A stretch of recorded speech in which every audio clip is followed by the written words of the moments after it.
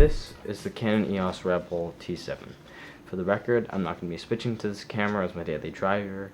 I got it, but then I realized after doing some quick comparisons that it was in fact on par, if not just slightly worse, than my Nikon D5100 daily driver. So I've decided to return it and get a Panasonic Lumix G7 instead, which I'll be using as my new main camera. Be sure to subscribe and stay tuned for that review, which will be coming up in a couple of weeks after I get it. Let's do a quick spec comparison before I go into showing photo and video samples. The Nikon has a 16.2 megapixel sensor, while the Canon has 14.2 megapixels, which is a 22% increase in linear resolution, which is pretty big. The raw detail being captured on the T7 compared to the D5100 will be quite a lot more, which I think we'll find later in the comparison shots. One downside is that the Nikon can actually go up to 25,600 ISO, while the Canon can go only up to 12,800. For my purposes, it wasn't significant, so that's why I chose it, but if you were to go to T7, it's something that you want to consider. One thing that I immediately noticed after opening up the T7 is that the body is so much lighter. It comes in at only 475 grams versus the Nikon's 560 grams. The default 18 to 55mm lens on the Canon also has optical image stabilization, or OIS, while the Nikon does not have that.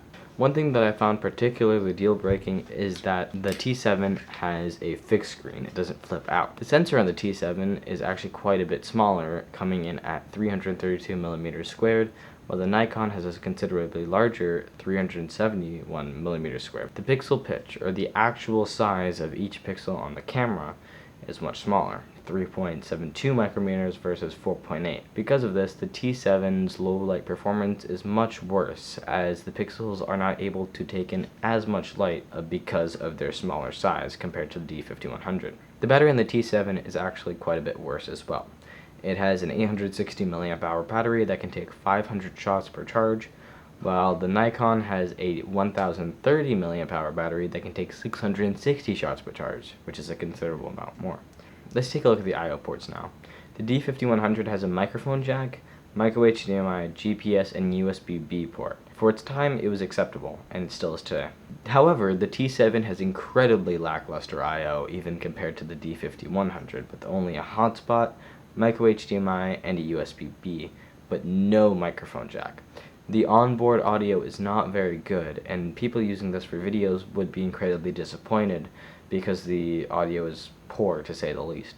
The D5100 doesn't have great audio either, but at least it has the option to add an external microphone, which I'm actually using right now. Here's a quick sample from the T7. This is the audio and video test on the Rebel T7.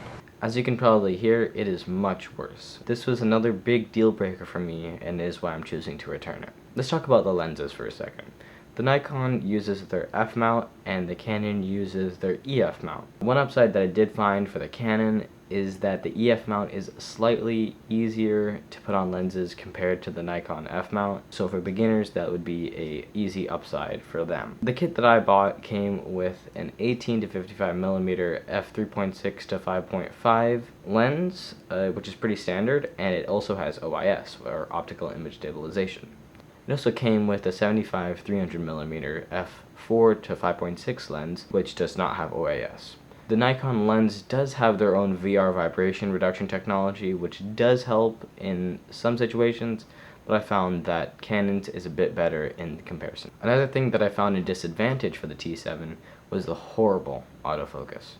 It's extremely frustrating. It takes way too long to center in on a subject. The D5100 doesn't even have an issue with this. The autofocus is quite good, but it isn't perfect. During videos, it actually dynamically adjusts to how the subject moves. So it is much better than the Canon Rebel T7. Now that we've gone through the basics, let's grab some photos and videos from outside with both cameras. I kept both on auto settings, so everything would be up to the camera's image processing and autofocus without any of my intervention. Without further ado, let's get right into them.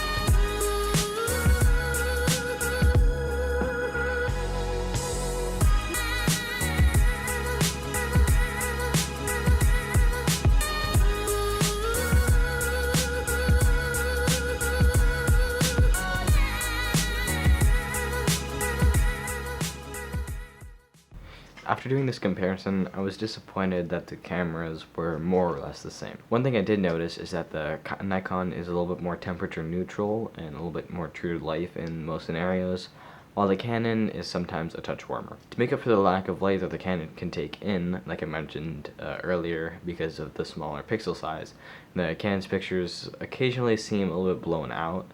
For example, the picture of the bench and the lamppost that was taken at night, it was not even close to that bright. It was extremely dark. At night, the D5100 really just shows the images as you see them in real life, while the T7 does its own enhancing, and in these situations doesn't really provide any benefit. In the daytime, however, the shots are mostly indistinguishable. Some of the Canon's pictures, however, actually pop out a little bit more and saturate the subject, while the Nikon provides a slightly flatter picture. That could just be due to the 8-year gap in image processing technology. To sum up, the T7 is a great camera for beginners if you want to buy a brand new, but if you're willing to buy used, the D5100 is a fantastic option as well.